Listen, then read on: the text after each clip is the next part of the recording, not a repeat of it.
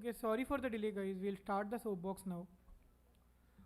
Good evening, everyone. My name is Mihir Chawla, and I'm the Chief Commissioner of Student Election Commission here at IIT Madras.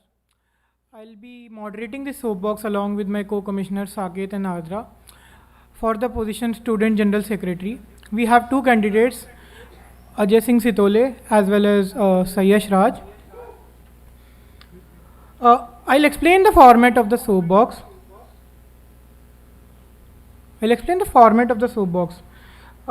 First, we'll begin with the candidates' presentation. Each presentation would go about 7 minutes.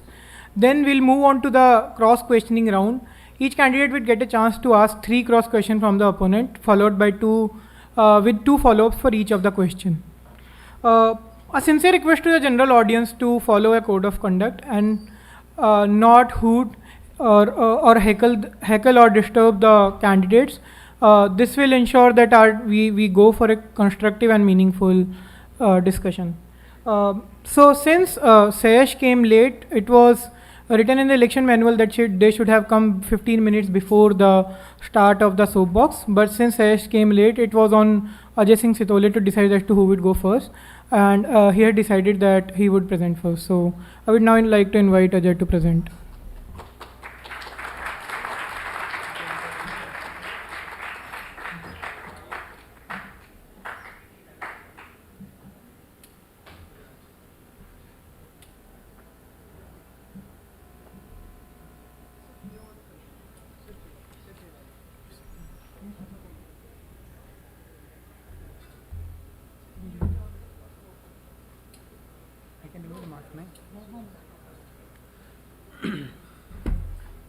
Hello. Yeah, hello. Okay. So, hello guys. I am Ajay Singh Sitole. I am 4th year student in mechanical engineering from the dual degree, and I am standing for Institute General Secretary. Yeah, and my vision is to cater all the needs of IITM students and do the student what student wants. Okay. So, with the first initiative, that is revamping the student app. Many of the students have complained that the student app is not working right now. It has some technical glitch, even it's not available for the iOS version. So my initiative is to update the student app for Android and iOS as well. So we can have proper communication and the information shared on the student app. It should be accessible to every student in IITM. So the first update will be the changes that we are making from now onwards is So first update that we are making is Sati and faculty details on the student app profile. So the first year student, when they come in campus, they used to get the name of their faculty advisor from the departments, but they don't get their contact details. Okay, so they have to search their email ID and then mail them if they need anything regarding the courses or any suggestion or any guidance. So in that scenario, they need to send mail and wait until the mail comes, the reply comes from the professor. So it's a hectic process. Even for the student, the mentor as well, some student don't contact their mentees like the students, so it shouldn't be there. So we are updating these details on their profile itself, so they can see who are their mentor and faculty advisor. They can contact them very smoothly. And the second is POR. Okay, so this is actually a good initiative. As I feel, most of the students from 3rd year onwards, when they start for the internships and placements, so they used to get verification for their POR they have done in the campus in every sphere like sports, C5, Sarang Shastra, ESL, whatever is there, the clubs in IITM, they have to verify their POR. So we are updating this on the student app itself. So then the process from the both ends, the executive council member, they don't have to verify every time when the student is requesting, and even student don't have to ask the verification from the members, because it will be updated on the student app itself. So it will be kind of a lifetime thing. Okay. Yeah. So the next thing is scholarship section on student app. Okay. So when students search for the scholarship, they might go to admin section or ask their seniors what scholarships are available right now. So to this process is very hectic, and asking, it takes a lot of time to find the suitable scholarship for the particular students. So what we are doing is we are having a separate section in the student app itself. So the student can search the available scholarship and the section itself, where based on their gender, based on the category, the state, some states offer some special scholarship to the students. So all these things will be available on the student app itself in a separate section, so they can search accordingly. The next thing is hospital appointment. Okay, so this is also a thing that a student wanted to have it, because right now if they go to the hospital, they need to search for the doctor who's available. And if the doctor is available, how many people are waiting in a queue for the doctor, because they have to go sit in a queue and wait until their turn comes.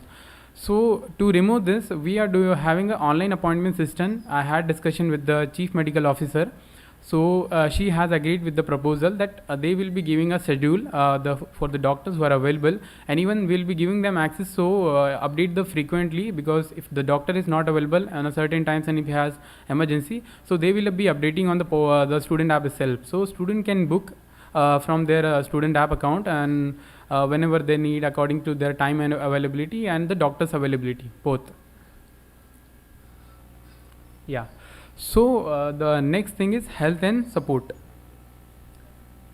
So right now the CAD Buddy program, you might know, like we have a CAD Buddy program where we usually have this for first year students. So what we are thinking is, the second year batch, as of now the second year and the first year batch, they are online. They did everything in online. So we are having this for the second and third year student. Mostly, so we can give them support in their second year and third year when they are coming to campus and having fully offline classes with the labs and projects and whatever things are there with the other academic activities. So the student mentors will be there who will be giving some constant support, one-to-one according to the availability of the courses. As well, we have the faculty members, the faculty who is teaching the course, and the TAs from the course. They will be taking some extra classes, not extra class, but tutorial classes in a week to give them some extra support to the students who are interested in those courses and need some support. So this is a club, a team which which I will be trying to form next year. So suggestion from the student that if we want to prepare for any exams like UPSC, IES, GMAT, GRE, GATE, so they don't have any kind of constant support in IITM. So what we are thinking is to have a proper club where student will be getting a support from throughout the year on constant basis. Like our team will be preparing them a study material. They will be getting lectures from some organization who are already being running. Like I have spoken to Drashti Vision for the lectures, so they agreed they will provide lectures for the IITM students, so they can prepare something like that. So we can also collaborate with some other organization like other institute. So in that way, our student will also be holding some quizzes, mock quizzes for the student of IITM, so they can check themselves how they are doing. And they will also be organizing a few guest lectures to guide the student of IITM and make them clear how they can proceed and how they can change themselves according to the situation, even for the interviews as well. Yeah. So this is also a good initiative, giveaway program. Right now is there, IVL team does something like asking them cycle donation or some. Ajay, 7 minutes are over. Conclude in next 1 minute. 7 minutes over. Yeah, conclude in one more minute. Sure. Okay, fine. Okay. Just So- complete in 1 more minute. Okay, fine. So this is giveaway program, and that whatever things that we use in daily life will be given to the body of IITM, volunteer. They will be taking to the upcoming students.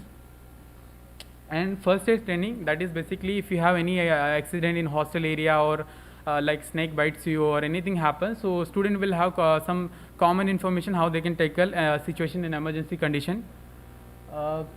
This is lost and found office. If you found anything or if you lost anything, you can have just a default option to go and check with the security section where your things will be there. You can get it from there itself. Okay, QR access. The student will be used for the access at the security gates, library, mess, hostel. So you don't have to show ID card every time. You can get the access to the QR code in the student app. Yeah, common workspace. We have 3 places: Quark first floor, CLT, CRC, and HFC. 3 places will be used for the common workspace during the night. Your time is up. Just conclude it. Yeah, one more last. Raman bus stop. We have a bus stop at the Raman block. This is a proposal where the student can take bus from anywhere and can stop at the Raman block. Yeah. Thank you. This is my initial. Yeah, so I can just finish the location. Thank you, guys. Okay, now I would like to invite Sayash to give his presentation.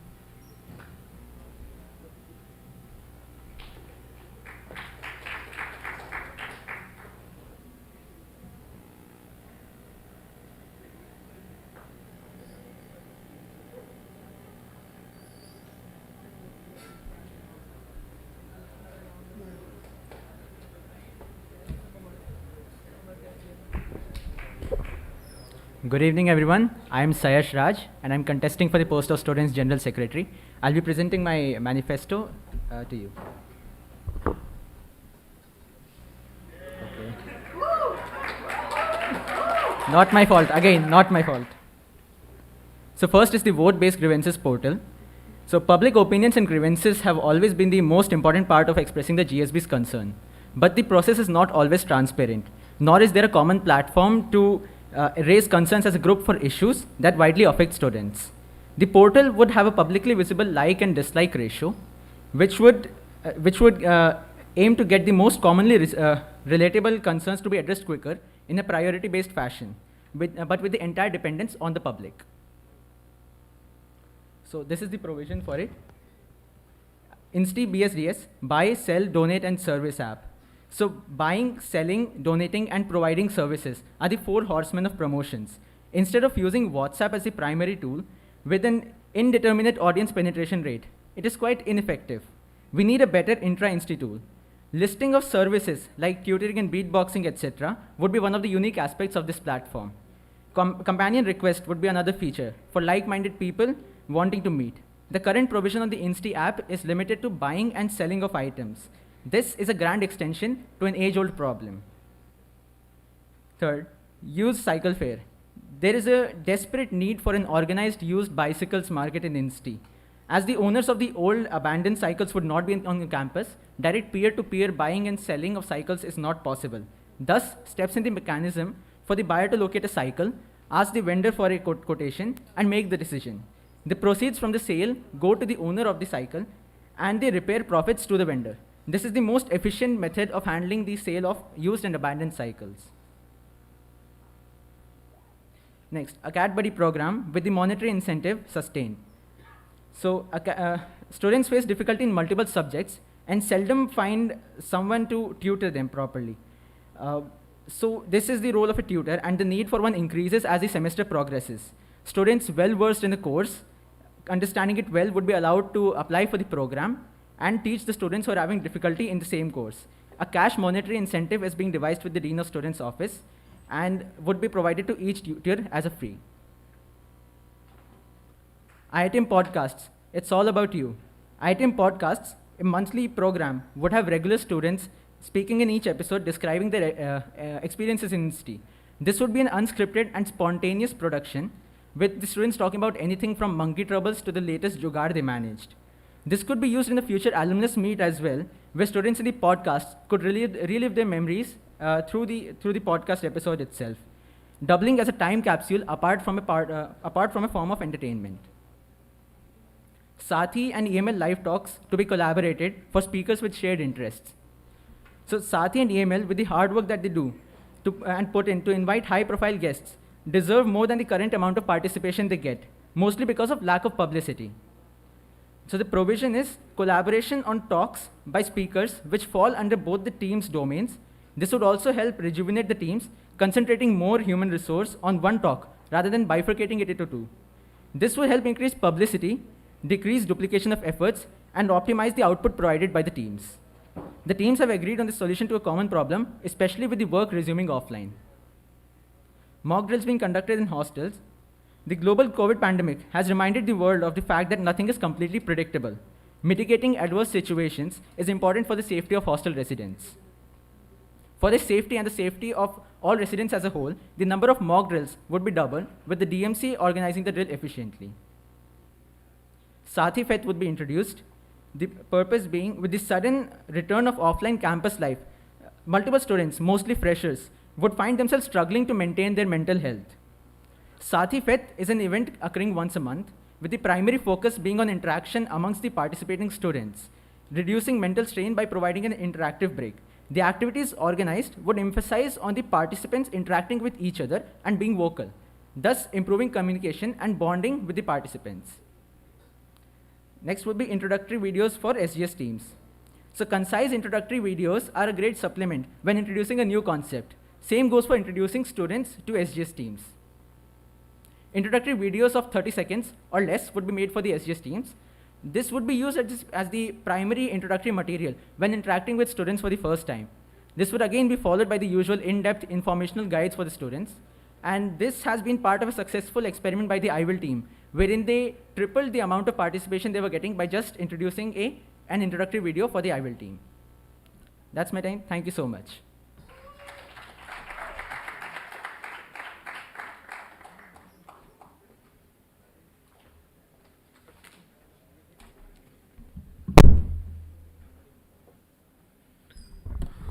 Thank you. Now we'll move on to the cross-questioning round. I would like to invite both the candidates to the stage.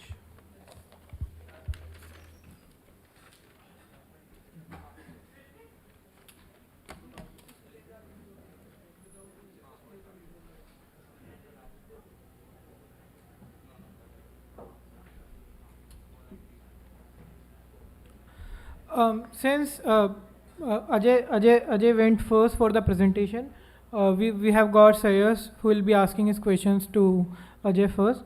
I would urge both the candidates to keep their questions short and concise and to the point. I expect both of you to follow the model code of conduct diligently. Any violations would not be entertained and may lead to reduction in number of questions that you can ask. Please go ahead. Hello. So you mentioned in your manifesto about a QR code system at the security gates. So let's say a student acts as a bad actor and invites someone who is not part of INSTI. And they just share the credentials with the outsider.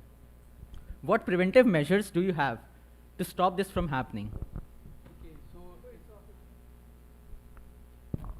hello, yeah. So this app will have only one access, not second access. If a student is logged in, then it won't be like other student won't be able to log in. Okay, this is the first thing. Also, the app will have the thing like QR code. It will be accessing the roll number of a student, also the lifetime. So student won't be able to share a screenshot of the QR code. Okay, so these are the two things. This does not answer my question. I'm saying if someone shares their credentials to log into the app, and an outsider logs into the app, there's virtually no difference the app can identify between the student and an outsider. What preventive measures do you have for Credential, this? I'm saying only one login. That means double login not allowed. If a student is logging in his phone, so other won't be able to log in. That is the first thing I'm saying.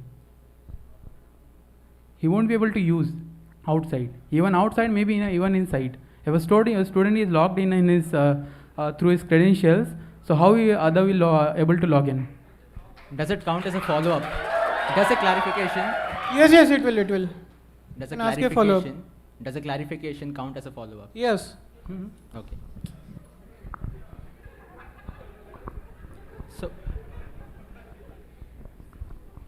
So let's say the student does not log into the app, gives his credentials to the outsider completely.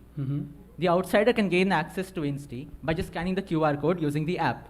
There are no preventive measures on this app. Okay, student has photo on the student app. Guard will have the machine. Guard is there on the like to see this those So virtually there is no use of the QR code then. If the guard has to manually verify the student. No. See. That's all. That's your two follow-ups. That's all. Ajay, do you want to give the answer to that question? Yeah, okay. I'll give answer. So right now, student has to carry ID card. If he don't have ID card, how will you identify if a student or not? So to don't have this thing, we are having this on student app. Okay, there will be a photo of student. There will be QR code where the security guard can access, scan that QR code on the student app profile. So it will be 2-3 way measure, not a single way that screenshot will be taken or another way. Go ahead with your question. Next. Yeah, you can go ahead. Okay, I will go ahead. Fine. So regarding you are saying a new app for buy and sell, donate. How do you think? Just explain me the your plan of action. My plan of action. Huh. It would be done by the backend teams of SGS, the WebOps and MobOps team. The current Insti app has only the provision for buying and selling of items. It would just be an extension towards providing donation and services as well. Okay. So you are saying new app. Current Not Insti a new app. app. Not a new app. I Okay. said an extension. Okay. Just let him complete first. Okay. Fine. He's saying is included. Okay. So in that the same I just wanted to include. Okay. Can I ask new question? Okay. You can just have. So ask a follow-up if you want to. Okay. So whom did you take the feasibility? From the WebOps team. Okay. WebOps team, how they will manage this student app because it's a mobile thing? I have been part of DevOps at Sarang. Huh. I realized the Guys, let them answer first. Go ahead. I realized the effort that goes into making an app, both the backends and the front ends. My question is. Yeah, that's all. Can- That's all. Okay. Yeah. Sayash, go ahead. I would like to present my question as well.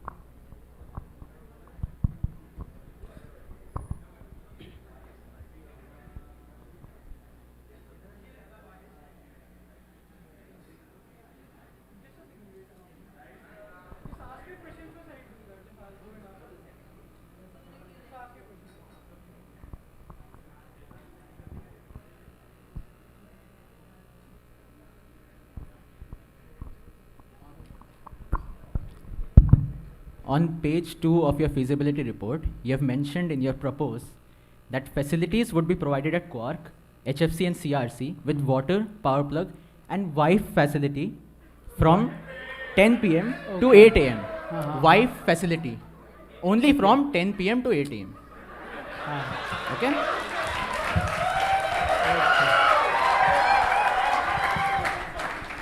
I would really, and I say it with genuine interest, Both are supporting. I would really like to know your plans about the Wi-Fi facility. Okay, so it's kind of dumb question. It's a Wi-Fi, you can understand. Just okay. don't comment on the question. If you want to answer it, answer it. Okay, it's a Wi-Fi. I accept it's a typo error. Also, Sayash is not allowed to show a document from his feasibility report.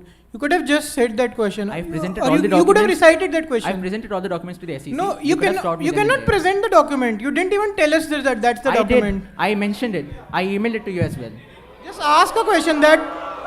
You just could have ask stopped me earlier. Just a second. Just ask the question that was related to his feasibility report. You could have just recited it. You could have Just go stopped me ahead. before as well. Just go ahead. Hypothetically, as a member of the GSB, would you prefer a candidate who does not spend 5 minutes proofreading his report, which leads to him to throw around in an official report such remarks, which is offensive to the women of IIT Madras, treating said Wi-Fi facility as something you can casually throw around in an official report? Do you understand the implications of such remarks? Okay, I accept. It was my fault. I had some typo error. Okay, this is the only thing. I never mentioned this Wi-Fi. It was Wi-Fi. You can accept it. Even in the institute, yeah, they are not allowing children's Wi-Fi. Wife, so how you can think of your? You will be allowed to have your Wi-Fi in the campus. Correct. Correct. That leads me to my follow-up question. Okay. That leads me to my follow-up question. Why did you not spend 5 minutes of your precious time proofreading the report? Okay, so instead of proofreading, I was doing some other work. I was checking my feasibility, what I can do. I was meeting.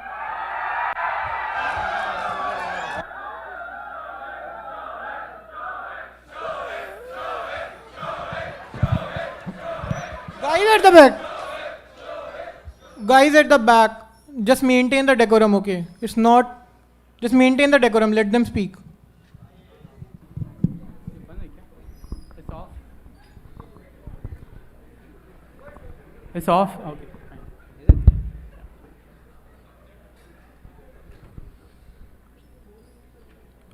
Okay.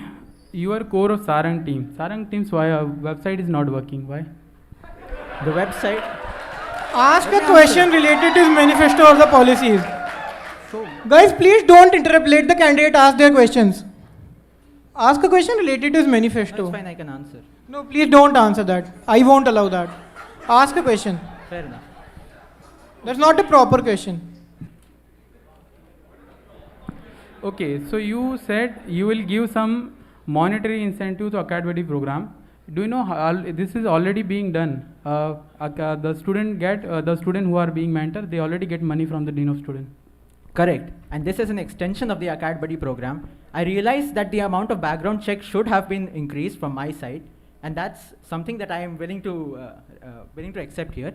But I talked with the dean of students, and he himself was the person who actually wanted me to continue the Acad Buddy program with an incentive based on the rating of the tutors from a scale of 5 to 10. So the base pay being on 5 and the maximum pay being on 10. Okay, so this time 200 students applied, the student who wanted a mentor, and only 50 students applied who want to become mentor. So if you have this criteria, how many will come? That is true, and that is true for Sathi as well, in the Sathi mentorship cell as well. I'm asking for academic only, not Sathi mentorship. No, I'm saying it's the same problem everywhere. You just have to find more people. No, you give your plan. How you do? I'm just asking question to you. Yeah, so it will be a tutor to student mapping. The follow-ups are done. I'm here to moderate the questions, okay? That is there. I'm here to moderate the question.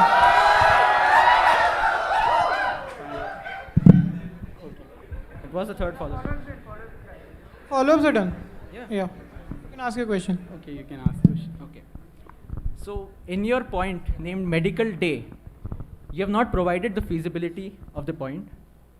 Mm-hmm. Why is that so? Yeah, I provided, no? It's not there. Okay. So, do you want me to explain the feasibility? That is more important instead of writing. If you make a point, you have to show the feasibility. I think that's well known. I have done my feasibility check. I can explain And how that I should be did it. provided to the GSB. Okay. It's the GSB's concern, not your concern. I am part of the GSB. I am part of the GSB. Okay, the follow-ups are done. That's all. That's all. The follow-ups are done. Yeah. Okay. Third question.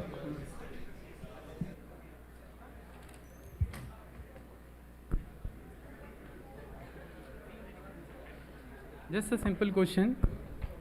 You are student mentor. Okay. What did you do?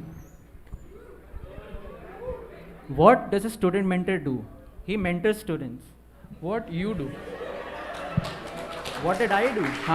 What you do? This is your Again, question. I was a student mentor. A student mentor mentors students.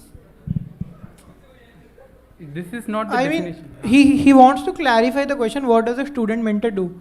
Just What give an you answer did to that. In your 1 year tenure, you mentioned till now, like you are being a student mentor till now. What He's you asking. did? I'll just rephrase the question. He's asking what were the roles and responsibilities of a student mentor. That's all. Clearing the doubts of the students, helping them settle into IITM's culture. That's what a student mentor does. Okay. Did you meet student mentors like your mentees? It was online. Do you know the names? Sorry? Do you know the names of your mentees? Yeah, sure. What is the name? I do not have to disclose that here. Yeah, that's all. The follow-ups are done.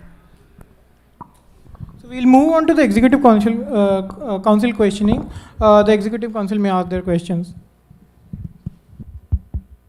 Okay, I hope I'm audible.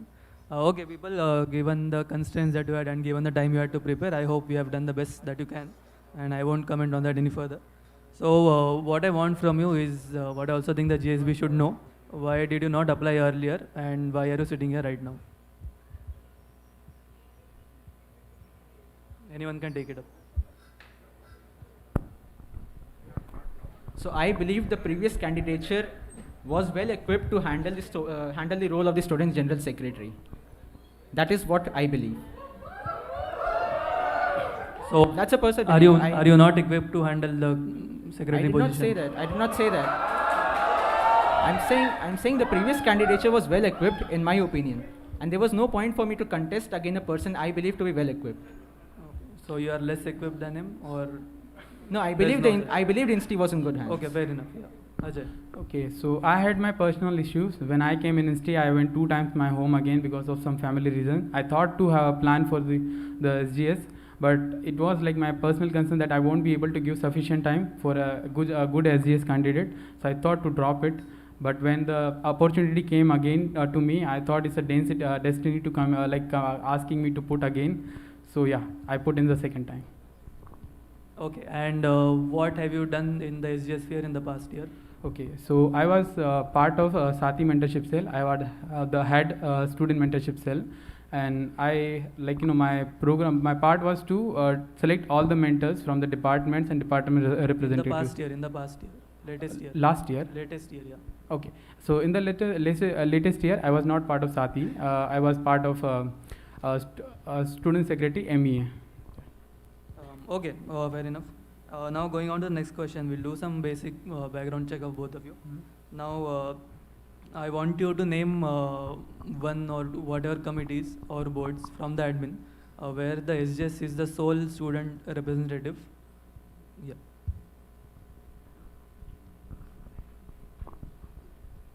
A committee or a board from the administration which involves student activities, where SGS is the sole representative from the students.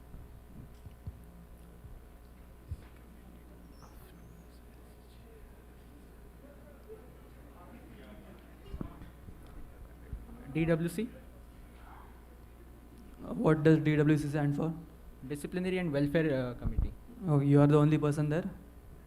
SGS is a part of it, And and profs. that's all. I believe so. Do you agree on this? No. As is academic affairs secretary is part of that. Only two of you. No. There are other candidates also, but Candidates is are not there. alone on that committee. Are there candidates in the DWC? Okay, so academic affairs secretary, a student general secretary, and research affairs secretary. Okay, so coming back to the question, is there any committee or a board where SGS is the sole student representative? As far as I don't know, as for my knowledge, there is no committee where the student representative only is SGS is a part of the student committee. Sayash, what about you? Nothing comes to mind, so I believe no. Okay, so at this moment, there is no such committee where SGS is the ex officio member, right? So given this fact, and given that every committee the SGS is a part of has some other secretary, do you think the SGS position can be scrapped and let the other secretaries handle the responsibilities? No, What are you doing which the other secretaries cannot do? Okay, so a student general secretary is a general, a student representative, general student representative, which stand for all the institute body like GSB.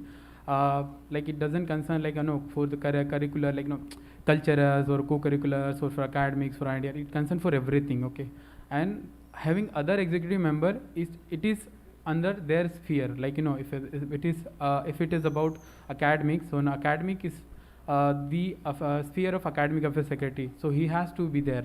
Okay, yeah. So these are example I'm saying. So I don't think SGS should be removed from those committees.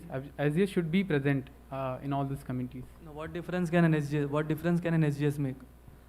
If there are already secretaries who can do the job, why should the SGS be there? So Say, take the example of DWC. If there is someone from the taught programs, the academic affairs secretary can represent their side. If someone is there from the scholars side, the research affairs secretary can present their side. So what are you doing there? So the student general secretary he expresses the views of the GSB to the Senate, right? And he also coordinates the work between the Executive Council. So I think coordination would be key here. If we scrap the position of the SGS completely, we would need some other coordinator to replace the place of that. Okay, fair enough. Anything else you would like to add to that? Okay, good. Okay, going on to the next question. So as I have mentioned, DWC. So there is something called as Hostel Disciplinary Committee, right? So what role is the HGS expected to play in these two committees apart from the Academic Affairs Secretary and the Hostel Affairs Secretary in the respective committees? Okay, so the SGS aims to has the students' best interest in mind, right? So the SGS makes sure that the punishment provided or the decision that has been taken by the committee is actually befits the crime, right? It's not too harsh to the student, so it's actually justified to provide the punishment to the student in the first place. That should be the role of the SGS in a disciplinary committee, in my opinion. Okay, can the AAS or the HAS not do that? Make sure a reasonable punishment is given. Can they not do that? That could be done, but again, the SGS is not confined to a proper sphere like academics, right? So SGS can give an overall view of the situation, and actually make sure that the punishment fits the crime. Okay, just to follow up for that, who is the other student representative that is also there in HDC or any other disciplinary committee along with, for example, hostel disciplinary committee along with HGS and HAS? Which other team or the representative is there? I believe the warden would be there. No, from the student side. From the student side. In the DWC, there's the Academic Affairs Secretary and the RAS as well. In HDC? Who? Okay, just tell me who all are the student representative in HDC. In HDC, SGS is there, HAS is there. Apart from that, I believe the hostel's general secretary would be there, right? I am not quite sure about which hostel general secretary in HDC, right? So if you go to the constitution, it's also written that the Students' Ethics and Constitution Committee is also part of any of the disciplinary committee which is formed to decide on the matters of discipline of the student. Okay. So yeah, it was written clearly in the constitution. Yeah, okay. So we'll go to some, Ajay, do you have anything to add to this? What? Do you have anything to add to this conversation? No, it's okay. Okay.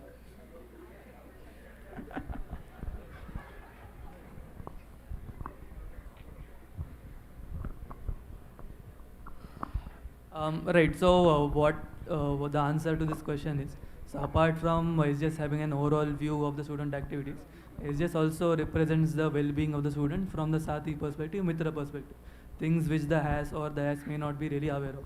So SGS knows what kind of issues students are facing behind the scenes, which may not be clear to the other secretaries.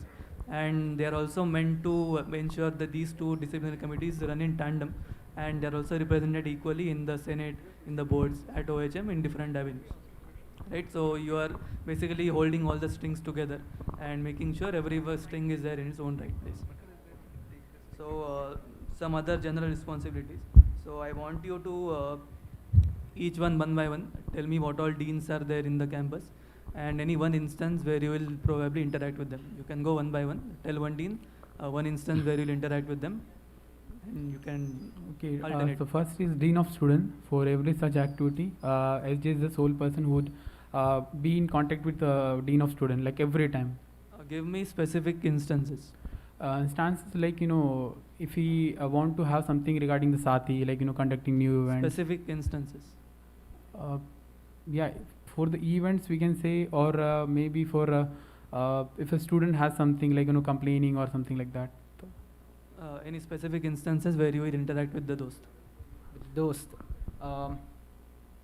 Let's say regarding an issue about an implementation of a point benefiting the students. I don't know, specific, do you understand the meaning of specific instance? Instance, like Okay, we'll go on to the next dean. You take it up. Dean of Administration, relating to hospital affairs. Okay. Any specific instance again, if you can? So let's say you want to propose something in the hospital advisory committee, right? So you'll probably approach the dean of admin through the committee about the issue. Right? So any specific instance? Stance is Okay, like, next dean, come on. then Dean of Academic Courses, regarding issue in the academics, like maybe DWC or something like that. What about you? Board of academic courses. There we would interact with the dean of academic courses. So presenting our views in the board of academic See, I am asking for a specific instance, right? So say someone has to is requiring for a new minor to be introduced. So that can be one specific instance, minor in say quantitative finance. So then you will interact with the dean AC, you make sure it passes through the board of academic courses and so on. Right, hospital, you want to have a physiotherapy person in the hospital. This is a specific instance, you want that person, you interact with the dean admin. Okay, next dean. Dean of academic research. Again the same thing, board of academic research. So then again, let's say there's an initiative to be introduced. Let's say we want to propose a change. There's a problem between the mapping of a guide to a student, right? We can propose a different solution, and that we can do through the board of academic research. Okay, yeah, that's a good step ahead. Ajay. Dean planning, regarding any infrastructure in IITM, like let's say I have my initiative for the bus stop at the Raman block. So for that I met to Dean planning to how it will happen, or if there is any constraint coming in that bus stops or something like that. Okay, good. Next. Yeah, dean of planning, same. Anything regarding No. Next dean. Next dean.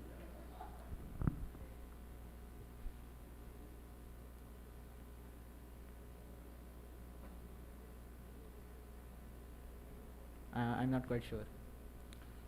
Dean ACR, regarding the alumni relations, if anything, like if you need something regarding from alumni, like let's say I need some scholarship from alumni, so I would definitely go to the Dean ACR, Dean alumni, or the office. What do you mean by scholarships? Like, be more specific. Like right now, like I get a scholarship, so when I came What in scholarship are you talking about? it's a student distress fund that comes from the alumni. Which fund? Student distress fund. Okay. That Is comes that a from scholarship? Yeah, that comes from the student alumni. I got actually. So yeah, for that I meet the dean of student to some like few times. Please, yeah, next dean. Again, I'm not sure. Are you sure of Dean it? G, global engagement regarding the international opportunities or anything related to global engagement and council. One quick instance. One quick instance. Dean G. Instead, I went for exchange initiative as I was part of IRC team. So I had an initiative to discuss with the dean of a global engagement. So I had in contact with Did we leave any dean here? Huh? Did we leave any dean here, or are we done? Dean Academic, Dean IC in SR. What does it stand for? It's industrial corporations sponsored relations, something like related to industries. Like Okay, it's not industrial a consultancy and sponsored research. yeah. Why will you approach this person? Industrial consultancy and sponsored research. There's a dean for that. Why would Yeah. you approach this person? So Any if instance. any industry coming from outside, and if it has if they need any kind of collaboration, so we definitely go to the dean of ICSR, because we are student, we cannot deal directly. So dean of ICSR will be the first person to talk regarding that. Yeah, Sayash, anything? Being a point of contact with the outside industry for any Okay, initiatives. please. Great. So Chinmay, maybe you can also step in here. So I would like to name what all OHM committees are you a part of, whichever you know. Okay. BHM, Board of Hostel Management. It's about the It's OHM, Office of Hostel Management. Okay. So Board of Hostel Board of Hostel Management is a committee under the OHM. Okay, so what all committees are you a part of pertaining to that sphere? okay. So CMGFS MMCC, Hostel Allocation Committee, Are you a member or an invitee? member. Okay. Okay. More? That's it? Yeah, as far as I know, only 3 committees where the Room allocation committee. hostel allocation I said already. Okay. Okay. Hostel allocation committee. Yes. Yes. And Yeah, only 3 committees I know. As far as- Council of Wardens. no. It's Yep. And what else? So by the way, is accommodation committee the same for hostel allocation and room allocation? Don't refer to what happened this year, but So it's the same actually. Hostel allocation means as allocating a hostel to the student. So it's the same committee, and the room allocation comes under the hostel allocation committee, I guess. No. What happens every year? How, like, who allots you your room? We usually get mail from the CCW. Yeah. So Do you know maybe- someone called a hostel general secretary yeah. exists and Haan. they collect preferences and Yeah. they allot rooms? Hmm. Then why did you say we get a mail from CCW? Because this year we got mail from the students, so it was like messed up. No, any other committees that the SGS is a part of? So, as far as I know, only 3 committees: MMCC, CMFGS, or Hostel Allocation Committee. Sayash, anything from your side? BHM, CMGFS, Council of Wardens, Hostel Allocation Committee. I think there's a room allocation committee as well. If I'm not Bro, we mistaken. talked about just the same thing right now. Okay, then 4. 4 about. 4 from me. Okay. Okay, no worries. You will maybe learn about it. So, I'll give you some short examples, right? Some scenarios. Mhm. Tell me what you will do in that case. Okay. Okay. So, you have to temporarily scrap a team from the SGS sphere. What you'll do for your tenure? You do not want to form one particular team. What will you do? So, I will look if the team's requirement is exist. Like last year we scrapped the SNET, I guess. So it was based on the team's work and how they will going to forward, like for the next tenure. So according to the responsibilities that they will tackle, and if they have work, so it should be there. Yeah. Yes, Ash, what do you think? Yeah, we would look at the responsibilities of the teams, the work that they do. So let's say a team does not have to do have to do what their vision is and their work that they do for a certain year. Then we can think about scrapping that team. Otherwise, it does not make sense. Okay, and if you want to permanently scrap a team, then what will you do? What Again, different will you do? We'll have to redistribute the responsibilities, if any, left from the previous team. No, if there are responsibilities, you need not scrap the team, right? If you are scrapping the team, it means it does not make sense to have it. So what will you do in that case? If you have to permanently scrap a team, So how will you yeah. make sure that decision stays there forever? Okay, so for that we need to prepare a report why we are scrapping the team. Okay, and firstly, who is we? Huh? Who is we? We means like SGS. SGS is we. Okay. has to get the report from if there is an existing core for the team, and he says also that there is no work for the team. Also, like we can include the course as well for the discussion, and then SGS will have the report, and he needs to present that report to the SLC that this team we are excluding from the next year or from the next tenure because they don't have any work. From the SLC's voting and all, we can scrap that team permanently from the constitution. And from is the there rule anything books. else you'll have to do? From the constitution now? Like not constitution, from the rule books. From the rule book. Okay, good. Sayash, is that correct or is there anything else to this? A proposal in the SLC would have to be passed, right? And the rule book would have to be updated. So yeah. Okay. What is the criteria for things to be? Do you know what is the criteria for things to be passed in the SLC? Who does the passing? So the SLC comprises of legislators, this executive council, and the SECC, right? So as far as I am aware, a 20% participation is supposed to be present for the meeting to take place. as far as the passing of the resolution goes, I'm not quite sure about the number, but I believe it to be around 60%. Okay, so for my knowledge, if all the member of legislative council are present, so it should be majority. And if the members are left, like maybe 60 seats are there, and if 60 is present, so there will be majority count. And if member are not present, total member are not present, then the two-third of majority, like 2/3 of the member who are present will be count. Okay, good. So let's say a student has been called to an intra-hostel disciplinary committee for a crime which they claim they have not committed. So what will you do in that case? I'll repeat it. A student has been called to an intra-hostel disciplinary committee for a crime which they are claiming they have not committed. So what will you do in this case? So again, with the students' best interest in mind, that is what the SGS does. We would try for the punishment to be avoided if the student is speaking the truth, and if there is a certain proof that the student is guilty, we will try to make sure that the punishment is as minimal as possible and actually fits the crime.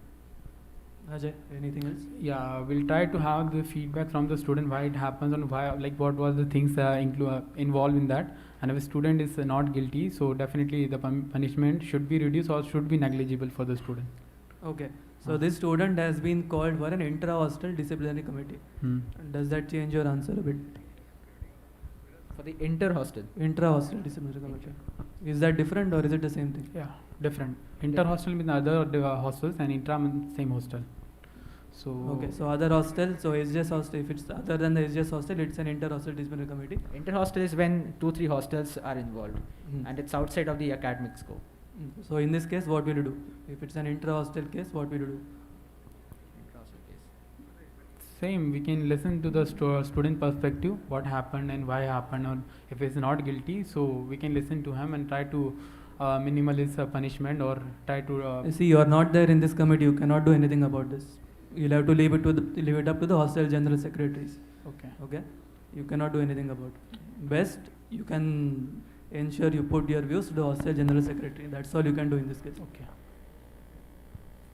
Now, say the DR courses is not replying to students' emails because of the workload that they have. What will you do?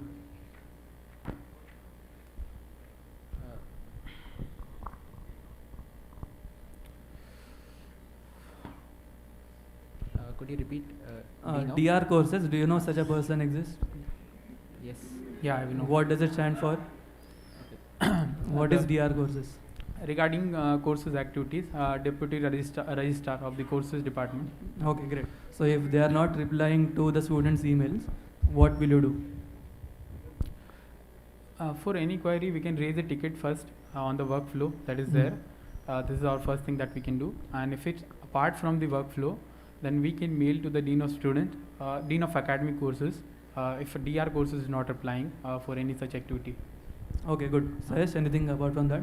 Yeah, we can certainly raise the issue with the Dean of Academic Courses and also take it up in the Board of Academic Courses. You'll take it up to the Board of Academic Courses. If the issue is prolonged. Okay. Yes. So let's say the sole reason of DR courses not acting on it is the volume of the emails that they're getting, right? Let's say they're getting 500 emails, 600 emails due to some issue. It happened during the pandemic. So in that case, what would you do? Again, we can take it up with the Dean of Academic Courses and actually try to devise a solution, because keeping the students' best interests in mind is the responsibility of the SGS. So is there anything from your side that you would do to streamline the workflow for DR courses if it's a large-scale issue? If it's a large-scale issue, we can certainly take it up in the Board of Academic Courses, I believe. Okay, so from Give my specific answers. Okay, What will you do? from my point of How view, will you if there are streamline the process? You can if take there are some time to think on it. okay, if there are same question from the student side who are mailing in mass to the DR courses, we can have some awareness program or something like that, or some lecture session with the student, like why this happening or any problem happening regarding those things why the students are mailing. So we will directly inform to the student. So these things are going on, and we will be in touch with you. Don't send mail or something like that. Yeah. Sayash, anything else?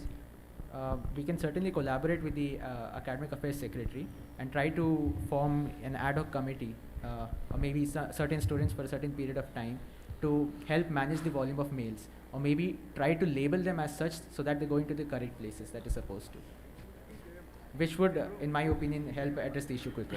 Great. Please. So, by the way, what is an ad hoc committee? A temporary committee created for a certain purpose. Who which creates is, it? I believe it's passed in the SLC. So, who has the power to create it?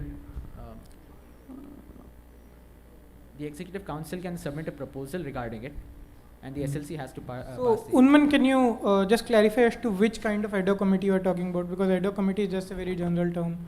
No, he mentioned about an ad hoc committee. I am asking from him which committee is he referring to. Okay. Yeah. Okay, no detailed answer here. Okay, please. Okay, so the security is not allowing people to roam after 12 a.m. even though there are no such rules available to the students. What will you do? So if it's official from the student, from the admin, that student can roam after 1 a.m. So we can just discuss with the chief security advisors to tell every security guard not to stop students roaming around the campus. Can you just repeat it? What did you say at the start? So if it's official from the admin that you can roam around in the campus during the night itself, you don't have any restrictions. No, it's not. There's no information. Okay. So if it's official, I'm saying. If it's not, then if they have just told you kids allowed to roam after 12 a.m. But there is no official guideline anywhere. So what will do in that case? So we can follow the official guideline till when Basically we can. what he is telling is there is nothing official stopping it. There is nothing official saying you can do it. So what will you do in that case? We can certainly take it up with the CSO. And what will you do after taking it up? We'll try to find out the source of the problem. If it's miscommunication, we can try to resolve it. If it's something else, then we can have another customized solution for it. Okay, Ajay, anything else? I would say we can, if security is stopping to the students during the night, so we can discuss with the CSO the clarification on the issue. That can be done. Because sometimes the guards are not, I know most of the guards are not well educated, so if they share any information, so sometimes they listen in some different way, so we can do that thing first. Okay, fair enough. If the rest of the council has any questions. So this is regarding the Acad Buddy program for the both of you. So there are some existing issues with the Acad Buddy program that both of us have discussed over the past 2-3 months. So I just want to know your understanding about the Acad Buddy program. For you want to extend it to second years and third years. I want to know how you plan on extending it to second and third years, and how you are going to keep up the participation, and what courses are you going to select for second, third years. And in your case, I want to know your understanding of the existing problems in the Acad Buddy program, and how exactly is this increase in stipend for the people who are going to teach help solve those issues. Okay, I did not mention increasing the stipend. You said you are going to increase the base from 5 to 10, right? No, I said from it's based on a rating scale from 5 to 10. Yeah, So with 5 being the base pay, Okay. and 10 being the maximum pay that is being allowed. Currently the base is 1.5. You're taking that 1.5, making it 5. Not really. 1.5 would be the max pay then. Okay. It's based on the rating so as to ensure a minimum quality performance from the tutors. Okay. But do you think that addresses all the issues with the Acad Buddy program that is currently there? I do not, but it will incentivize the tutor to give quality services to the students. Exactly. So do you think the current issue is just tutor giving quality performance? I believe it's the less number of tutors being available, and the more number of people wanting to be tutored to be there. Yeah, right. So how is this solving the problem of the user mentor's efficiency? No, it does not. It just increases the quality of the services provided. It does not solve that issue. Okay, so how will you solve that issue? We would certainly look into a proper mapping of students according to the tutor, and if a tutor can teach multiple subjects, that could also be entertained as a form of a solution. So you're adding multiple subjects to the existing Acad Buddy without getting in new tutors. If We are at a shortage of tutors, and you are still adding more courses to what the tutors have to do. Again, we will have a quality assurance in place, right, with the rating system. So if it does not affect the quality or the ratings of the tutor, Guys at the back, keep quiet. Let the candidate speak. Go ahead. So, Yeah, go on. So if it does not affect the quality of the tutor as indicated by the ratings, I believe there is no problem in doing that. If the tutor is willing to do so, that is. Okay, Ajay, anything from your side? Okay, so in my uh, plan is like if we definitely for second year and third year we won't have that much sufficient tutor from the like senior student mostly. So what I have plan is I have spoken to a few of the TAs who are doing some courses and where the student needs some help. So what we will be doing is we will be having there is a extra slot in each course where the professor or TA takes the tutorial class, but student usually don't go, or some those students who required some help they usually go. So in collaboration with the TAs and faculty, the faculty of the course, we can do something like to these students are they need some extra help, so give them extra support and encouragement in the class to so they can improve themselves. So in your manifesto you have put that you want to extend the academic program to second and third years. If I'm not wrong, we are facing problems with tutors right now itself yeah. for first years. How do you expect that you will extend it to second and third years, which majorly puts a lot of burden on the fourth and fifth years, which usually are busy with their own placements or other things? Yeah, so that's what I'm saying. There are two ways. One is student mentors who are available for the specific courses, and then if there are some courses where the student mentors are not available, then we can discuss with the TAs of the courses and faculty, the faculty who is teaching the course. They can give some extra support those students who need some support in that specific course. So basically you're just extending what TAs do. Like what other aspect are you adding through this program? So aspect is we will be specially talking to the TAs that some support this student needs. So please, if you have Aren't TAs supposed to do that anyways? Like what are you doing? Right now they supposed to attend the class because in that we are paying some incentives to them, right? Because Okay. Before you answer, tell me what are the duties of TA? Like if you are anyways including TAs, what are the demarcations that you're planning on bringing? So TA just basically attends the class for the attendance of the students with the professor, and one more thing like taking a tutorial class in a week. If professor is suggesting to you should have a tutorial class, as far as I know, because I have never been a TA. Can you think of other avenues that a TA will be useful for a professor? What are all the activities that a professor has to do to starting from taking the close to giving your final grade? Don't you think all those activities would involve the TA, barring a few, of course? So TAs, regarding the TAs, as far as I know, this is the daily activities. Also, he checks some test tutorials, quizzes, and yeah. So basically, TAs. Let's remove the few TAs who are dual degree students. Right? Most of them do some research work. In addition to the research work, they help the professor in conducting the course. They might take a few classes, tutorial classes, help in correcting question paper. There is a head TA for a big class. All these things are there. So they're already their timeline is occupied to a good extent in this. And you are proposing that you have to take that one extra class. So usually you have 4 classes in a slot. Usually 3 is only taken. The fourth one is for most courses left empty. So you're going to take the 4th class and identify students who need help, and you're going to give it to the TA and ask the TA to do his work. Is that what you're going to do? Yeah. So I have spoken to many of the TAs. Okay. They said they will give some extra time to the student. They feel Got it. So how are you going to identify students who need help? Through sending a Google form to the student. Based on the responses we can identify. As of now we have criteria, the CGPA. The student who have very less CGPA will definitely need some help. So in that way we can identify. Just a follow up to that. Do you think the people who need help will genuinely fill that Google form? Don't you think you need to identify those people yourself? Because the people who usually need help are the ones who don't say I need help. So just wanted to understand how you're going to... So if they need help, they need to come forward. This is the first thing. In 10,000 student community, how we can identify who need help without if they are not reacting? Can't you think of some factors that you can get data from the admin and identify? That was what I was coming to. Yeah, so we can think of it like, we can do it. How can you say, it is their prerogative to ask for help? Is there anything that, you have taken the initiative to contest for the post of SGS and you want to make Insti better. So your vision should be to help such kind of people. How do you bring them into the fold? What are your initiatives to reach out to such people? In fact, this does not apply to AcadBuddy alone. This applies to your Sati, Mitra, or any structure you have in place, be it as basic as any POR, anything, any system. Sure, the system is in place.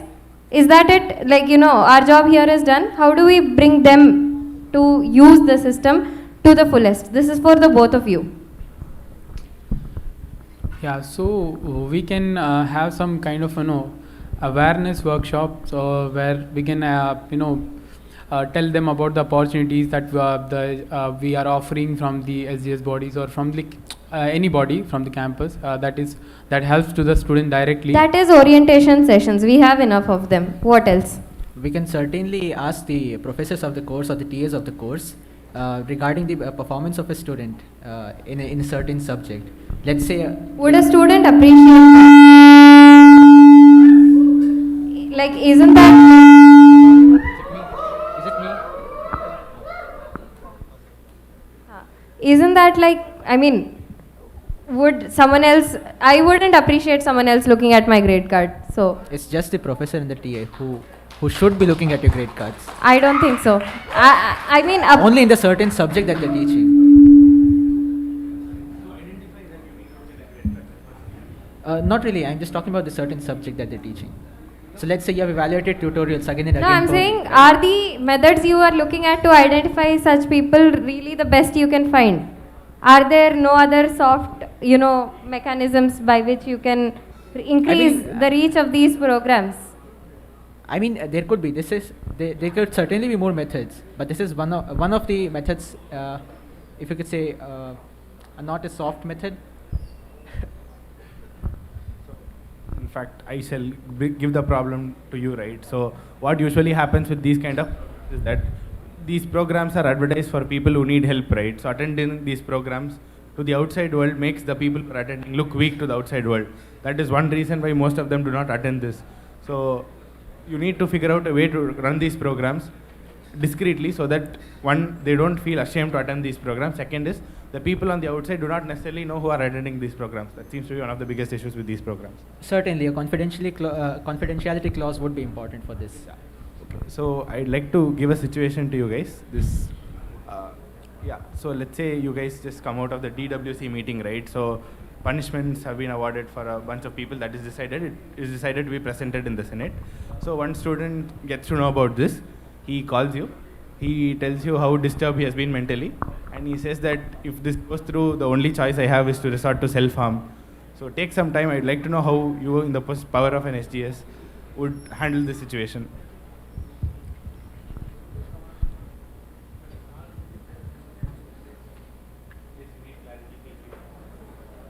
I mean, if you Can you repeat the first again? part of the question again. So there is a DWC meeting that recently concluded. A few students have been given a punishment. That is an academic disco. So let's say it's a graded punishment. Let's say it's a U grade and some other additional punishments are off of that. One student gets to know that he has been found guilty. He's getting this punishment. He says that he has been mentally disturbed for the last 6 months. And to add this trauma on top of that, he will resort to self-harm. I don't want to use the word self-harm. Okay? He will resort to self-harm.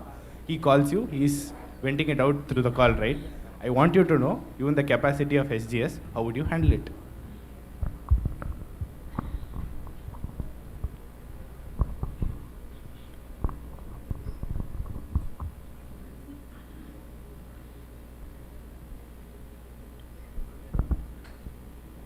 Okay, so certainly keeping the students' best interest in mind is the responsibility of the SGS. So keeping that in mind, if personally, I would actually try to reach out to the student personally, right? And try to talk things out. That's the first thing that you can do in any situation. If there is no resolution there, we can try to approach a mental health counselor or something to better handle the situation because they're professionals, right? But not... Okay, what is the mental health council or something? No, a counselor. Who does that in our campus? Okay, what all are the wellness structures there in our campus which the students can use? There's Your Dost, there's Mitra, there's Sathi, and there's the I do not have the exact word, but the wellness. There's a wellness program under the SGS. Okay, so of these four things, what all things are there under the SGS? Sorry. Of these four things, what all things are there under the SGS, or are all the four things under the SGS? I believe Sathi is the one that is under SGS. Yeah, that's it, I believe.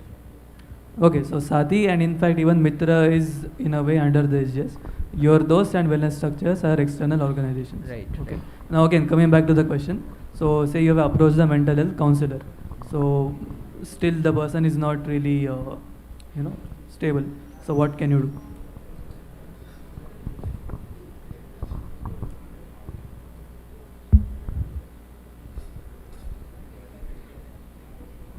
See, when you fail in a course, you can opt for a makeup. You can request for a makeup exam. Right. Okay, just try to bring in some relevance here. What can you do? Say we can approach the professor for that course and try to bargain from the student's side for a makeup exam. Right. Okay, That going there. could be still- one way. Mhm. That could be one way out of this problem. Okay, Because- once the DWC has given their ruling, the professor cannot overrule that and opt for a makeup exam. Okay. Right. So who is the real stakeholder here? Hmm.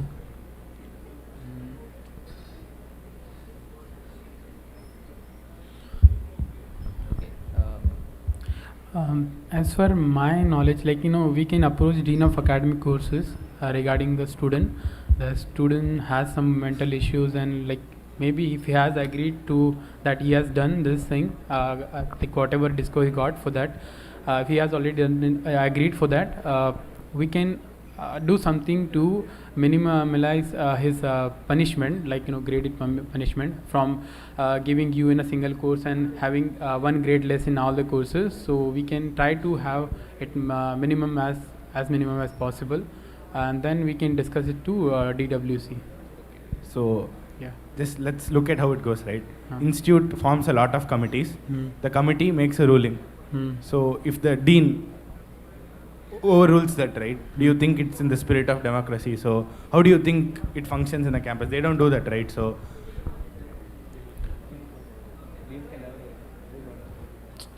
Yeah, for where certain do you think cases- you're supposed to go back to before going to the dean? Don't you think you should go back to the chairperson of the committee, explain the situation, say this is what happened, this is what this person is being taken care of. So why don't you help from your side for this person? And usually how committees function is that they can't change the rule just for one person. It is not, again, in the spirit of democracy. So he will take the case up and figure out a solution for that. So in case there is any ruling that is given by a committee, if you want it changed for some reason or the other, you need to go to the chairperson of that very committee, because they can only make a change. So you don't go to the dean straight, you go back to the chairperson of the committee.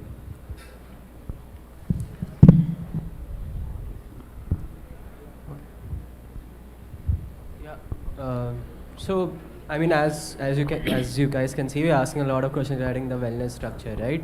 So, I mean, you guys also know that current students have a disbelief in the current wellness structure that's there in institute to some degree. It's helpful, but to a larger extent, it's people don't use it. So, what are your views on it, and what will you do to make it better? Right, that is true, and one of the reasons is also awareness of these programs. Not many people know that Your Dost actually exists.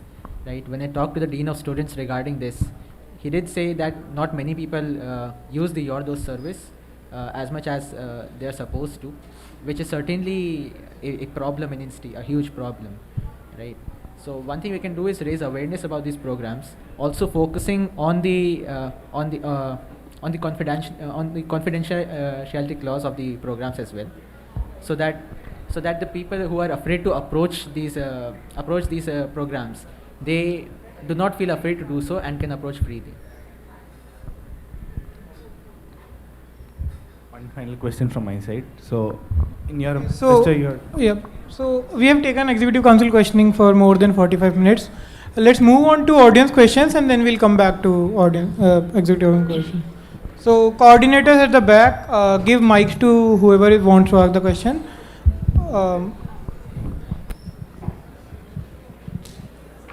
Give it to the gentleman in the third row. Yeah.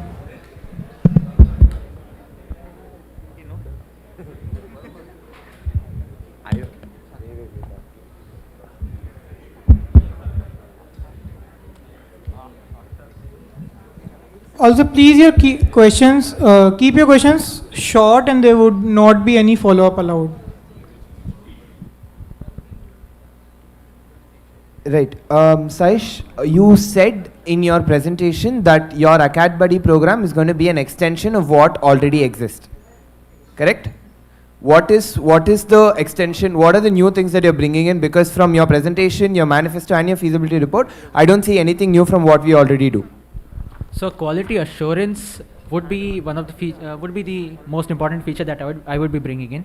As I explained, a rating feature would be there from a scale of 5 to 10, or you can take any scale you want to, with 10 being the maximum pay that the tutor is supposed to get, and 5 being the lowest, right?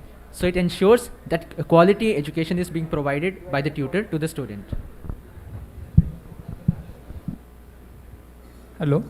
Sayash, I wanted to ask you a question. So, in your manifesto, you have mentioned that Sathi EML live talks to be collaborated for speakers with shared interests, right? So, I would like to point out 2 important points out here. So, Sathi and EML have been collaborating for a long time for various events right now. Second thing that I would like to point out, like, you have not taken the feasibility from the EML team for this point. And the question that I would like to ask in this case, you are straight away pointing that EML team is inefficient in publicity. So you are directly pointing on that. I so have never said that. Yes, you have clearly written. I said with the hard work that they put in, they're not getting the amount of participants that they're supposed to get. So it's not saying that EML is inefficient. So in fact, it means that publicity of EML team is not efficient, right? So it's not the same thing. Okay, fine. So for EML, what all things do you plan actually? So in this case, you have mentioned a lot of things for Sathi. What is there in for EML? Nothing is there for EML. A collaboration talk is there for EML. Just that. Publicity would be increased. Both the teams would benefit from it. Both the teams would be rejuvenated. Okay, we'll move on to next question. That's all. We'll move on to next question. Yeah, please give the mic to someone at the back. Yeah, my question is to Sayash about the Acad Buddy rating system. So, have you ordered from Zomato ever? You know how it functions, right? Given the dynamic between Acad Buddy and the mentee being a senior-junior dynamic, how do you ensure that students are not getting bullied in the process of getting a good rating? Because at the end of the day, money depends on it. The amount they're getting depends on it. How do you ensure that people are not getting bullied for the good rating? Right, that's a nice question. So once again, that's all. Just let him answer first. I'll just finish the question. Let him answer first. Let him answer first. So confidentiality would be one of the most important things that we can focus on this aspect. So let's say a tutor is teaching around 5 students. The tutor will not get to know who rates him what, right? So that's one of the things that we can ensure. Yeah, I don't want every session to end with put rating by year. How do you ensure that doesn't happen? No, it will be done at the end of the tutoring. So it affects their credibility in the next allotment. Can I continue? Or? No, that's fine. No follow-ups are allowed. Yeah. Anyone else? Yeah, I'll ask. Yeah. So one of your credentials was that you were the web ops score of Sarang 2022. Yes. Yeah. So as a pro show score, yes. Having seen the work that you've done, the website didn't exist at all. It did. Let's just not lie to the SGS. No, let me finish my question. He's interrupting me. Tell him not to interrupt. Go ahead with the question. Yeah. It's false accusation. Yeah, it's not a question. No, let me end. You didn't let me finish. It's on you if you want just to like the website that you didn't finish. Let me finish, right? Just finish it. Dude, just do not comment on that. Just ask a question, otherwise I'll take the mic back. Just ask a question. Yeah, just ask a question. Yeah, when you yourself couldn't finish a website that had to be done in 6 months, false. How are you gonna ensure that you're gonna have a lot of digitization points in yours? How are you gonna ensure that it's gonna be done? The question. That's all. Take the mic back from him. Okay. Answer that. The question is wrong. The website did exist. I personally published the website. It was not there on the first half of the first day. I agree. I agree about it. And there is a reason behind it. We had to rebuild the code base from a few years prior. We did not have this, the latest code base. Keeping in mind the circumstances, the website being up and function along with the other portals was because of the hard work that we did put in. The pro show, specifically for pro shows, we had created a custom portal for pro shows to input the features that they wanted to be on the websites. It has been 3 days and we had received no response. And then pro shows goes on and cries about this. How does this make sense? Okay, we'll take another question then. Yeah. Anyone else from the back? Okay, we can give it to the person sitting on the third row. Yeah, my question is to Ajay. You have mentioned that you were working on a common workspace at HFC, etc. Can you explain is it with the a wide facility? Sorry? To Ajay. I see. Can you explain the breakdown of the Gymkhana budget? Like what is it right now and why haven't you given a feasibility check for this idea given that you have mentioned that you will be taking money from the Gymkhana budget for the same? Yeah, so the workspace will be used by the students only. The most of things are already there like Wi-Fi, so we need to just put a power plugs, some certain spaces in the Quark first floor, HFC, CRC already has ports for this. So the budgets will come from the some Gymkhana. I have spoken to the Dean of Students. He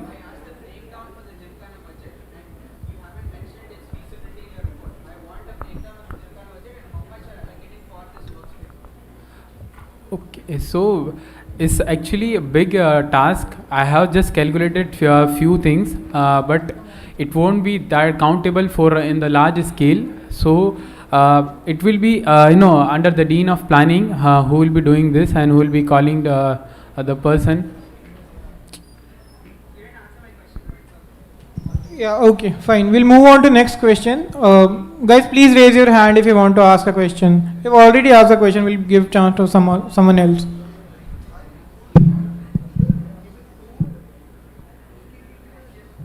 Yeah, we'll give chance to someone else first, and then if we don't give any questions, we'll give it to him.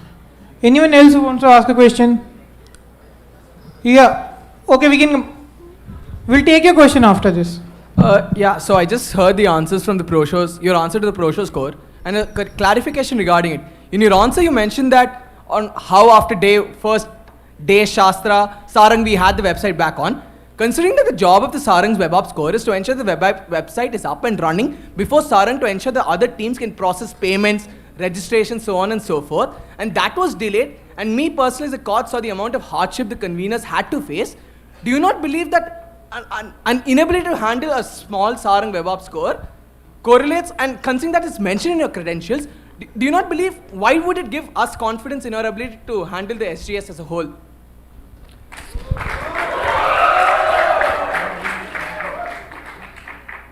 So again, yes, we did not have the latest code base. Neither did we have the latest deployments. We had to do a lot of things from scratch. We had the sales portal up and running beforehand. That was fine. The main website did have problems. I'll agree on it. But that was because of the reasons I mentioned. We did not have the latest code base, nor was there a proper handover. We had to learn everything from scratch, deploy everything, do everything from scratch, and deploy it as well. That did cause a delay, yes. Okay, anyone else from the audience have any questions? Yeah, you can give the mic to them. Yeah, another question to Ajay. You had mentioned you want to make the PORs of students publicly available on Students app.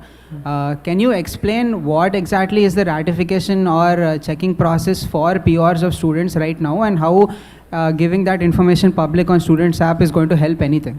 Okay, so other student won't be able to see others POR. It will be for the student only, that I am student, I have my profile, so I am able to see my POR only, so I can show it to anyone wherever is needed.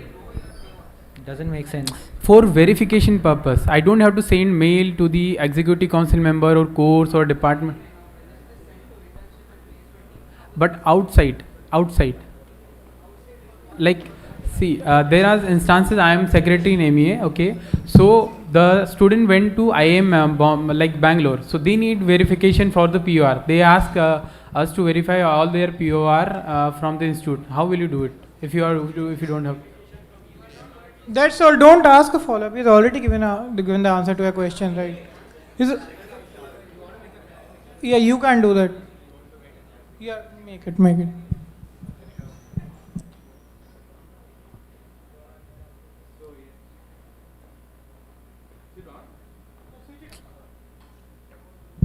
Okay, yeah. So irrespective of what you do in the students app, right? So we have our own placement verification sheet of all PORs starting from top to bottom for the last 5 years, because people who are graduating the next year will have done a POR 4 years back as well. So that is what we use. So we can't immediately start using this, and without not knowing how you are getting this database, so I cannot use it for verification. So I don't think, irrespective of what you do, we'll use it for verification. We'll get a list directly from the secretaries.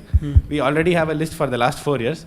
Next year, secretaries, whoever come, once they finish their team selection, we'll add another year of sheet and we'll use that only. So unless that is the database you're using for the application, and unless I know that you're correctly implementing it, I can't use what you put for resume verification. So for the first some years, it will be like a project that is helping students to know to contact people only, not more than that. We can't use it for verification.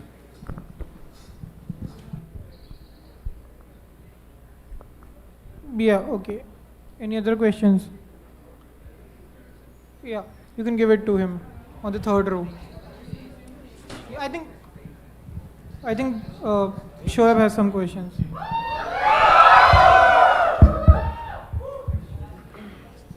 Yeah. So my question is to Sayash, and I have another question for him. Sayash, you have mentioned that you want to include the Instagram handle of students in the students app in their profiles.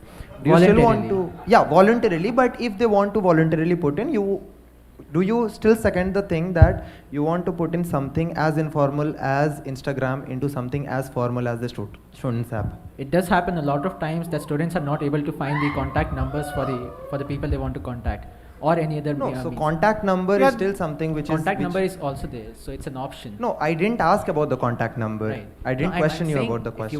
If you want to make your contact number public as well in there, you can do that. If not, you can put your Instagram handle or any other instant messaging handle. So you want to say that? Yeah, that is all. He has answered the question. So you want to make sure. Yeah, take you the want mic to back again from say him. in front of He's already answered the that- question, dude. So He's already answered you the want to question. let Switch me off the not mic. answered. He's already answered the question. He's already answered the question. No follow-ups are allowed. Follow-ups aren't allowed. Switch off that mic. Switch off that mic. Switch off that mic. Shh. He's already answered your question. He has. We'll move on to any other question from the audience, please.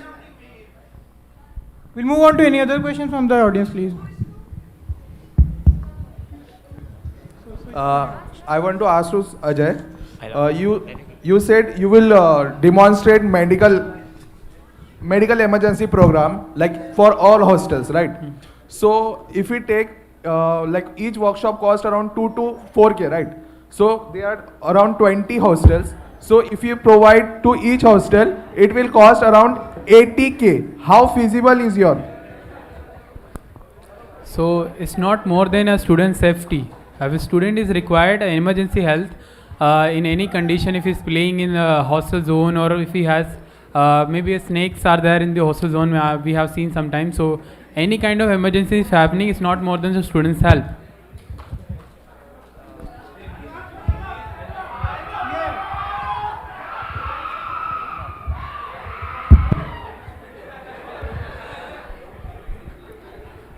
Okay, one final question to the both of you from my side, something which is relevant. So, do you know about Viman? Yeah. Yes. Right. So, just tell me, what do you think is the vision of Viman, and how can you align yourself with that vision, or do you have something new in place for that if you do get elected? Anyone can go first. You can as think far as about I it. know, all the common information available in the campus will be updated on the Viman. So student don't have to go every like search another platform for that. He can go on Viman and then search for that. Like executive council members they can answer for those questions if the questions are new, and if the question are already been answered by the members. Yeah. So I do not agree with this statement. Viman is a wiki-based centralized repository platform, so a CIP Common Information Platform. So wherein we can have all the information which is documented, undocumented, formal or informal, in various sections according to the sections that they're under, right? Documented, undocumented, maybe put fund days somewhere, right? So it's all in one place, and the student can access it in one place instead of going to individual students for fund days and for small trivial things. Okay, now it seems like you have some background about it. Now I want you to go crazy and I want you to tell me 2 use cases of Viman apart from giving out information. Apart from? Giving out information about the institute systems. Just think big. I want to know 2 things which you can do apart from just sending out information. Cold information, what else can you do? Okay, so it can be anything casual as well. It can be anything informal as well. It's up to you. But it should be impactful, it should be meaningful, and it should be something which, because Viman is visible by the entire world. Everyone can see what Viman is doing. So you have to take that into consideration.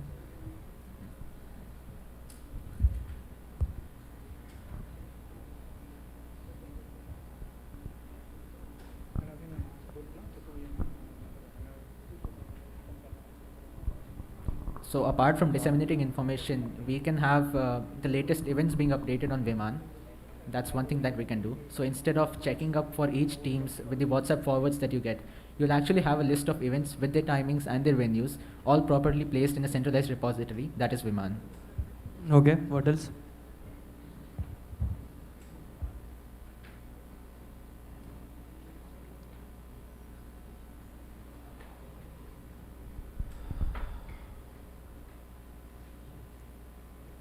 See, whenever you step into this position, you have to bring something more to the table apart from what already is there, right?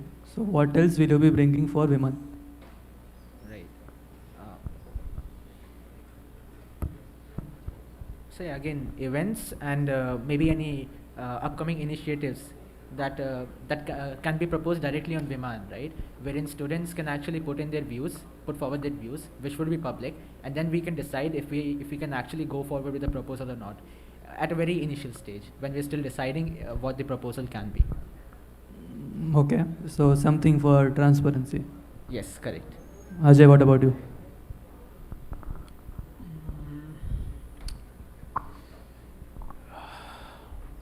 Okay, peace. I guess that's it from our side. Anything else?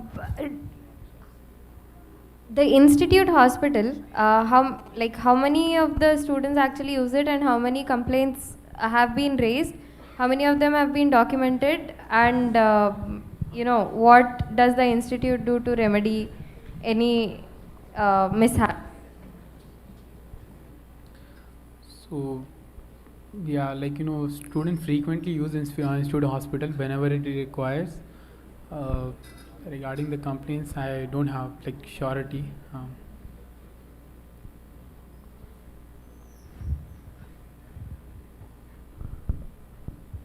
Yeah, both of you. It's the question for both of you. Okay, so I do not have the exact numbers because none of my manifesto points actually focuses on the hospital directly or indirectly, right?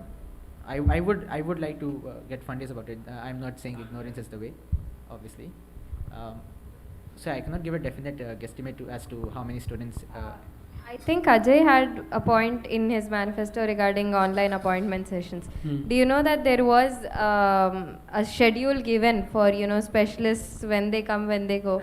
Are they actually there when you visit them in that schedule? So yeah, that's what I'm saying. For online, if they are not available on their time, so they can update it that they are not available. So for this point, where have you checked the feasibility? From CMO. And then one more thing, so within the hospital, who will take care of updating it all the time? What you're expecting is for people to book appointments, right? And then who will make sure that the updation is happen at a timely manner? Okay, so if a doctor is not coming, he definitely speak to the reception at the institute hospital who has the information that this doctor is not available for that certain time.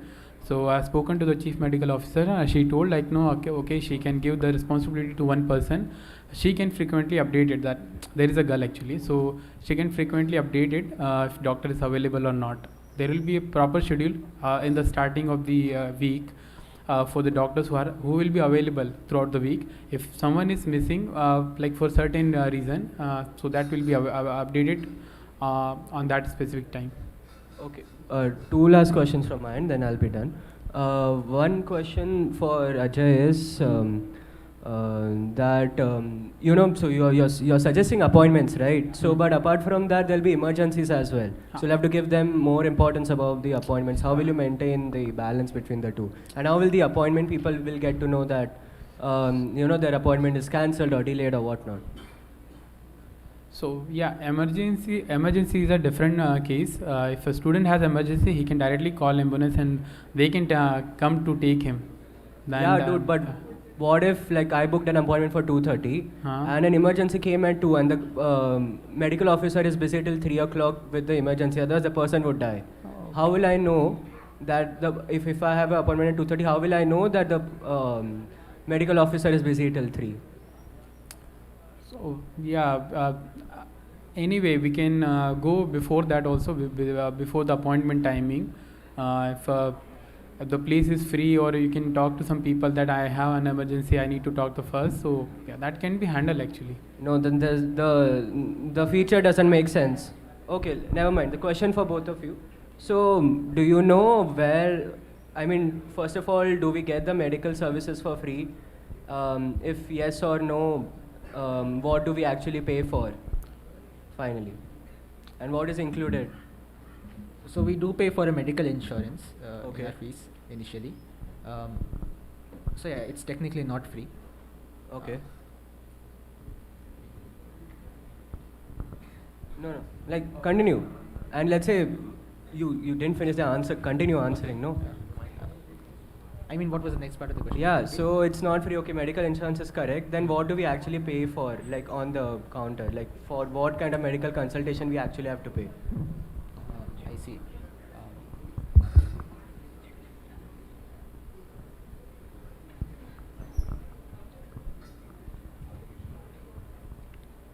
I believe for non-accidental cases.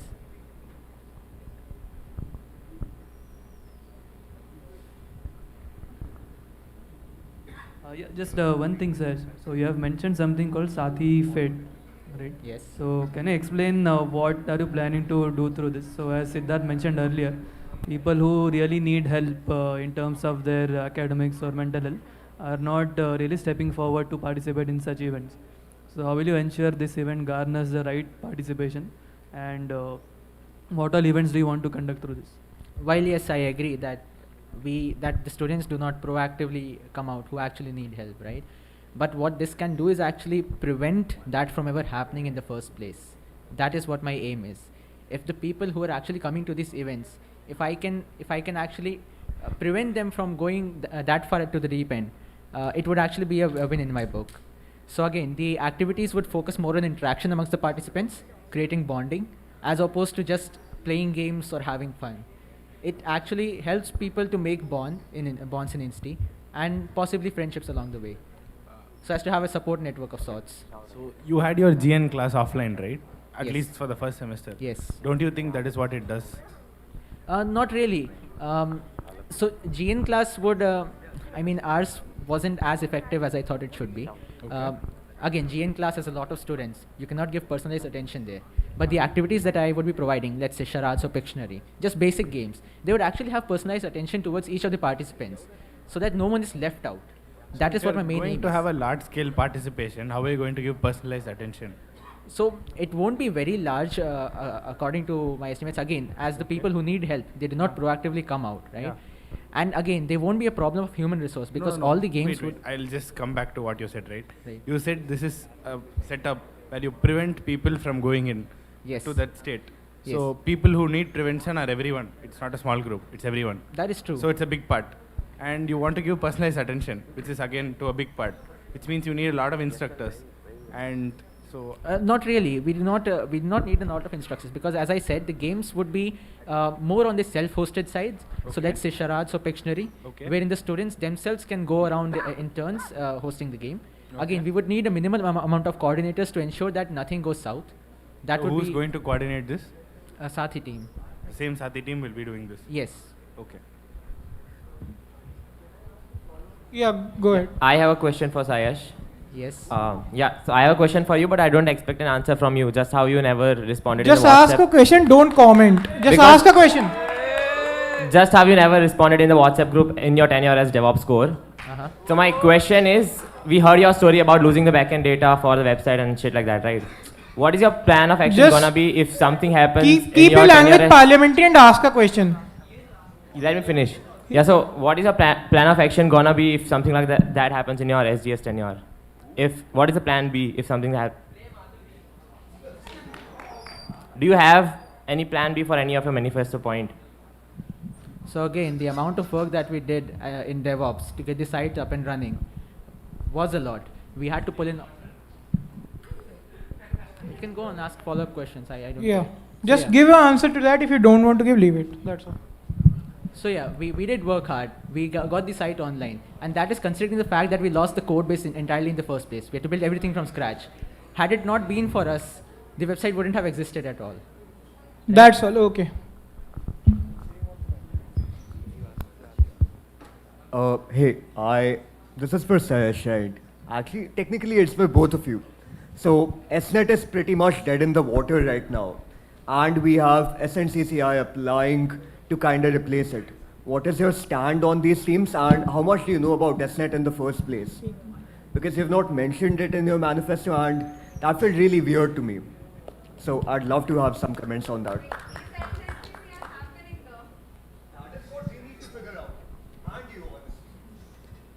That is still a proposal at this stage. Yes. That's all. You have asked the question. Let him answer it. Yeah, let him answer. No.